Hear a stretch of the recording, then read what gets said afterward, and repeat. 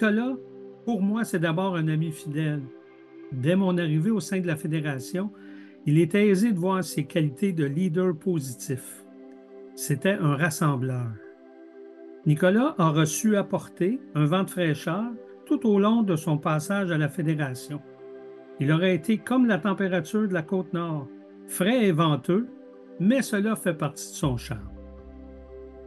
Le changement de gouvernance que la Fédération connaît actuellement, il ne faut pas l'oublier, c'est la version 2.0 de la modification de gouvernance. La première version avait entre autres comme architectes Nicolas et Michael qui ont accompli un travail de titan à cette époque, faisant en sorte que le conseil d'administration de la Fédération passait de 24 membres à 7 membres. Tout un travail. Nicolas aura de plus instauré, lors de sa présidence de la Fédération, la pratique de passation des connaissances. J'en ai largement profité avant mon accès à la présidence et j'ai pu à mon tour en faire profiter Claude.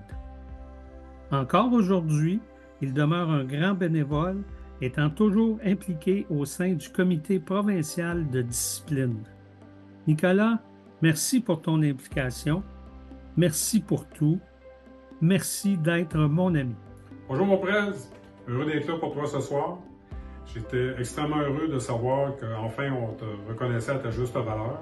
Un prix grandement mérité, tu as travaillé fort, tu as toujours défendu ta région. Tu sais que c'est quelque chose qui me tient à cœur, c'est une chose que tu m'as montré, que tu m'as inculqué. Tu m'as montré combien bien gouverner aussi, c'est quelque chose que j'ai toujours apprécié. La meilleure décision que tu as prise, c'est de me nommer DG, ça tout le monde le reconnaît, moi le premier.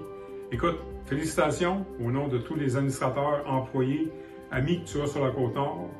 Bravo, je suis fier de toi et je te lève mon chapeau. Il y a peu de gens qui le savent, mais l'implication de mon père a commencé comme coach adjoint de mon équipe de hockey. J'imagine que la piqûre s'est faite assez vite parce qu'environ 2 semaines après, il commençait déjà à s'impliquer au niveau de l'association locale. Mon père, c'est vraiment pas quelqu'un qui a la langue dans sa poche.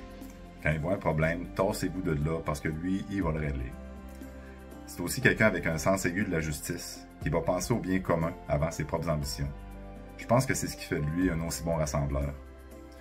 Il va avoir apporté énormément au sport, mais ça, il l'a pas fait seul. C'est grâce à tous ceux qui ont cru en lui et qui l'ont appuyé tout au long de son implication qu'il aura pu apporter des changements durables pour le hockey au Québec. On peut être fier de lui, mais en tout cas moi, je suis fier de lui. Je me rappelle quand mon père a commencé à s'impliquer dans le hockey mineur. Mon frère et moi, on finissait notre secondaire et mon père se retrouvait avec pas mal de temps libre. Il avait accroché ses beaux souliers de professeur de danse quelques années auparavant et clairement, il avait besoin d'une nouvelle vocation.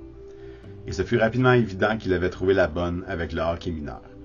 On pouvait voir que c'était comme une seconde vie pour lui tellement il semblait passionné. Je pense que la raison pourquoi Nicolas a si rapidement évolué dans les organisations de hockey mineur pour finalement devenir président de Hockey Québec, c'est grâce à son leadership naturel axé sur le service. Mon père est toujours là pour rendre service, pour aider à régler un problème ou s'attaquer à une tâche. Il a toujours été comme ça, autant dans sa vie professionnelle que sa vie familiale. En bon québécois, on appelle ça un gars vaillant.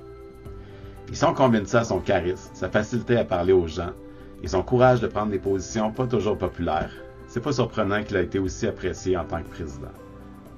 Et c'est pour les mêmes raisons qu'il est aussi apprécié dans sa famille. Toujours rassembleur, toujours prêt à aider, toujours prêt à nous raconter ses histoires.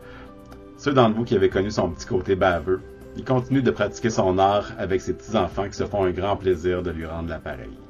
Papa, on t'adore, on est très fiers de toi. Félicitations pour cet incroyable accomplissement.